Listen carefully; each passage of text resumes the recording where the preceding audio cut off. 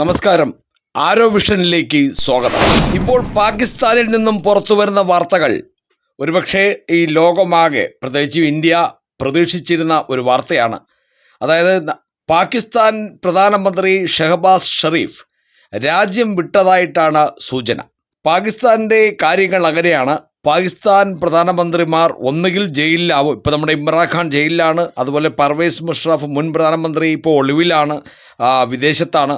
അതുപോലെ സാധാരണ ഭരണം കഴിയുമ്പോഴാണ് ഇങ്ങനെ സംഭവിക്കുന്നത്. അല്ലെങ്കിൽ ഒരു അട്ടിമറി ഉണ്ടാകുമ്പോഴാണ് ഒന്നുകിൽ ജയിലിലാവും, അല്ലെങ്കിൽ അവർ രാജ്യം വിടും, അല്ലെങ്കിൽ കൊന്നുകളയും, വധശിക്ഷയോ എന്തെങ്കിലുമൊക്കെ നൽകി.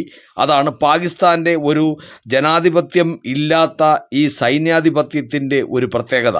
ഇപ്പോൾ പാകിസ്ഥാനിലെ ആദ്യ പ്രതിരോധ സേനാ മേധാവിയായി, അതായത് പാകിസ്ഥാൻ ഇപ്പോൾ അസീം മുനീറിന് വേണ്ടി ചില ഭരണഘടനാ ഭേദഗതി വരുത്തിയാണ് എല്ലാ നിയമങ്ങളും, എല്ലാ ചാർജും അവസാന വാക്കായി അസീം മുനീറിൽ കൊണ്ട് നിക്ഷിപ്തമാക്കിയത്. അതായത് സൈനിക മേധാവിക്കാണ് പ്രധാനമന്ത്രിയും രാഷ്ട്രപതിയേക്കാൾ മുകൾ സ്ഥാനം. ആ രീതിയിലാണ് അസീം മുനീർ ആ ഭരണഘടന ഭേദഗതി ചെയ്തത്. CDF എന്ന് പറയുന്ന ഈ പ്രതിരോധ സേനാ മേധാവിയായി അസീം മുനീറിനെ നിയമിക്കുന്നതിൻ്റെ വിജ്ഞാപനം പുറത്തിറങ്ങാനിരിക്കെയാണ് രാജ്യം വിട്ട് പ്രധാനമന്ത്രി ഷഹബാസ് ഷെരീഫ് പോയി എന്നാണ് അറിയുന്നത്. അത് ഔദ്യോഗിക വാർത്തകളല്ല, സ്ഥിരീകരിക്കാത്ത വാർത്തയാണ്. അദ്ദേഹത്തെ കാണുന്നില്ല, മിക്കവാറും രാജ്യം വിട്ടിരിക്കാനാണ് സാധ്യത എന്നാണ് പല വിദേശ മാധ്യമങ്ങൾ പോലും റിപ്പോർട്ട് ചെയ്തിട്ടുള്ളത്. നമ്മുടെ ദേശീയ മാധ്യമങ്ങളിലും ഒരുപാട് പേർ ഇത്തരം ഇത് റിപ്പോർട്ട് ചെയ്തിട്ടുണ്ട്. വിജ്ഞാപനം പുറപ്പെടുവിക്കുമ്പോൾ രാജ്യത്ത് ഉണ്ടാകാതിരിക്കാൻ ഷഹബാസ് ഷെരീഫ് മനഃപൂർവ്വം പാകിസ്ഥാന് പുറത്തു പോയതായി ടൈംസ് ഓഫ് ഇന്ത്യയെ റിപ്പോർട്ട് ചെയ്തു. ഭരണഘടനയുടെ 27ാം ഭേദഗതിയിലൂടെ സൃഷ്ടിക്കപ്പെട്ട CDF പദവി ഫീൽഡ് മാർഷൽ നമ്മുടെ അസീം മുനീർ ഏറ്റെടുക്കാനിരിക്കെയാണ് ഷഹബാസ് ഷെരീഫിൻ്റെ ഈ നീക്കം. പദവി കൈവരുന്നതോടെ പാകിസ്ഥാൻ്റെ ചരിത്രത്തിലെ ഏറ്റവും ശക്തനായ സൈനിക മേധാവിയായി, അല്ലെങ്കിൽ പാകിസ്ഥാൻ്റെ തന്നെ അവസാന വാക്കായി അസീം മുനീർ മാറും എന്ന കാര്യത്തിൽ യാതൊരു സംശയവുമില്ല. ഷഹബാസ് ഷെരീഫ് ബഹ്റിനിലേക്കും അവിടെ നിന്ന് ലണ്ടനിലേക്കും പോയതായി നാഷണൽ സെക്യൂരിറ്റി അഡ്വൈസറി ബോർഡ് മുൻ മെമ്പർ തിലക് ദേവാഷർ ANIയോട് പറഞ്ഞിരുന്നു. അസീം മുനീറിന് 5 വർഷത്തേക്ക് CDF പദവി നൽകുന്നതാണ് വിജ്ഞാപനം.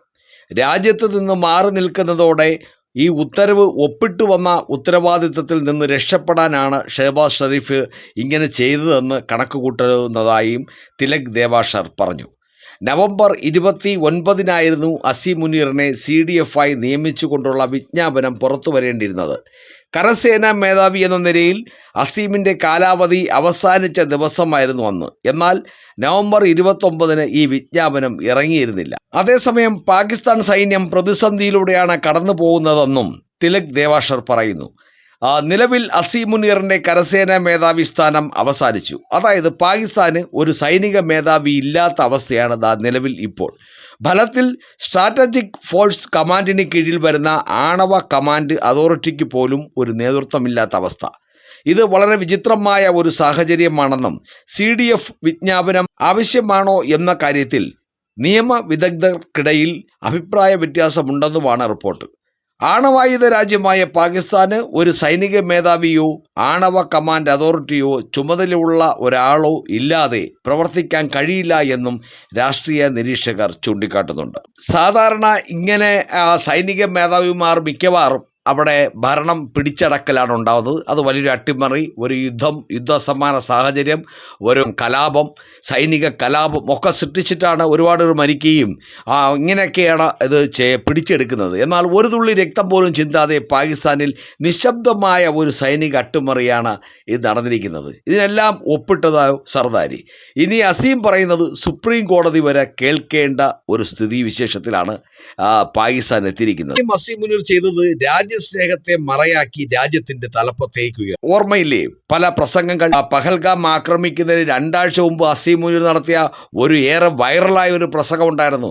അതായത് ഈ പാകിസ്ഥാനാണ് യഥാർത്ഥ മനുഷ്യർ മുസ്ലിംസ് ആണെന്നും, അല്ലാതെ പ്രത്യേകിച്ചും ഇന്ത്യക്കാരനെ എവിടെ കൊച്ച് കണ്ടാലും കൊന്നുകളയണമെന്നും, അത് ജിഹാദാണെന്നും, അതായത് അത് പടച്ചവൻ്റെ അടുത്തേക്ക് എത്താനുള്ള, സ്വർഗത്തിലേക്ക് പോകാനുള്ള ഏറ്റവും വലിയ വഴി ഒരു ഇന്ത്യക്കാരനെ കണ്ടാൽ കൊന്നുകളയണമെന്നും, ഇന്ത്യ നമ്മുടെ ശത്രുവാണെന്നും ഇന്ത്യക്കാരെ എന്നൊക്കെ പറഞ്ഞ് ഇന്ത്യക്കാരെ വേദനിപ്പിക്കുന്ന രീതിയിലും കൊല്ലപ്പെടുത്തണം എന്ന രീതിയിലും ഇന്ത്യയെ ആക്രമിക്കണം എന്ന രീതിയിലൊരു വലിയൊരു പ്രസംഗം ഈ അസീം മുനീർ നടത്തിയിരുന്നു.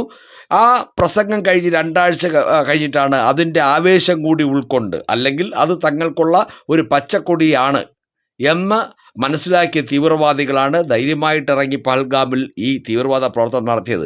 അങ്ങനെ അന്ന് ഈ പാകിസ്ഥാൻ്റെ ആണ് ഏറ്റവും വലുതെന്നും ഈ മുസ്ലിംസാണ് ഏറ്റവും വലിയ മനുഷ്യരെന്നും ബാക്കിയുള്ളവരെല്ലാം കാഫിറുകളാണെന്നൊക്കെ പറഞ്ഞ് ഒരു രാജ്യസ്നേഹത്തെ മറയാക്കിയാണ് ഇവൻ ഈ അസീം മുനീർ ഉയർന്നു വന്നത്.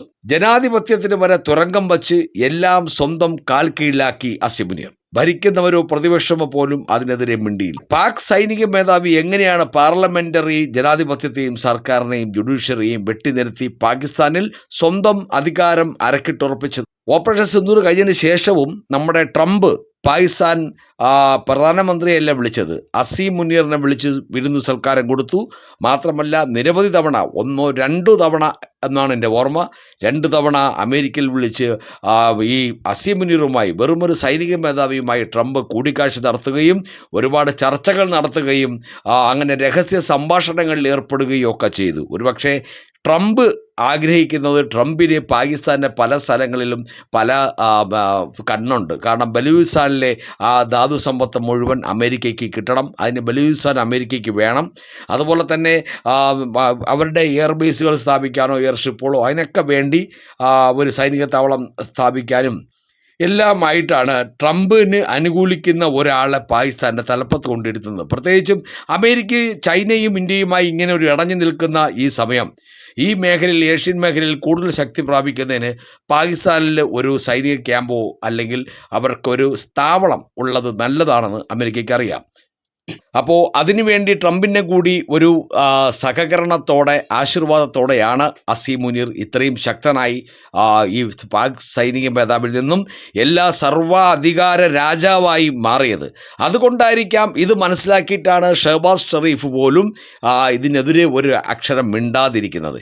എന്നാൽ അത് ഒപ്പിടുന്നത് താനാവണ്ട എന്ന് കരുതി ഒപ്പിടാൻ പഠിച്ചിട്ടാണ് ഷഹബാസ് ഷെറീഫ് ഇപ്പോൾ പാകിസ്ഥാൻ വിട്ടിരിക്കുന്നത്. എന്തായാലും ഷഹബാസ് ഷെറീഫ് അധികം വൈകാതെ ഇതെല്ലാം കഴിയുമ്പോൾ തിരിച്ചെത്തുമെന്ന് തന്നെയാണ് പ്രതീക്ഷ. പക്ഷേ ഷഹബാസ് ഷെറീഫ് പ്രധാനമന്ത്രിയായി തുടരവേ കൂടുതൽ ശക്തിമാനായി തീർന്ന അസീം മുനീർ ശക്തി പ്രാപിച്ച് എല്ലാത്തിൻ്റെയും സർവാധികാരിയായി മാറുമ്പോൾ വരും നാളുകളിൽ അദൃശ്യമായ ഒരു പട്ടാള ഭരണമാണോ, പട്ടാള അട്ടിമറിയാണോ, ഷഹബാസ് ഷെറീഫിൻ്റെ സ്ഥാനം തുറുങ്കിലേക്കാണോ, വധശിക്ഷയിലേക്കാണോ? നമുക്ക് കാത്തിരുന്ന് കാണാം. എന്താണ് പാകിസ്ഥാന് കാത്തുവച്ചിരിക്കുന്നതെന്ന് നമുക്ക് കാണാം. അപ്പോൾ മറ്റൊരു വാർത്തയുമായി വീണ്ടും കാണാം. നന്ദി, നമസ്കാരം.